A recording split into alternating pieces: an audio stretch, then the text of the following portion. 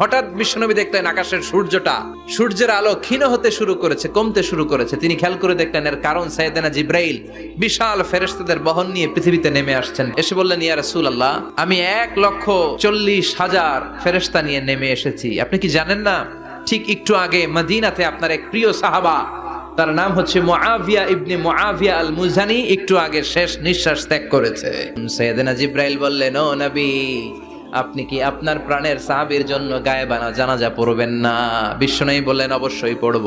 সাহাবীদের মধ্যে ঘোষণা দিলেন, ও সাহাবারা, তোমাদের ভাই মুআবিয়া ইবনে মুআবিয়া আল মুজানি কিছুক্ষণ আগে মদিনাতে ইন্তেকাল করেছে। তোমাদের ভাইদের জন্য সবাই বাইরে বের হয়ে আসো, এই মুহূর্তে আমরা গায়েবানা জানাজা পড়ব। বিশ্বনবী প্রথম কাতারে দাঁড়ালেন, হাজার হাজার সাহাবারা লাইন ধরে দাঁড়ালো।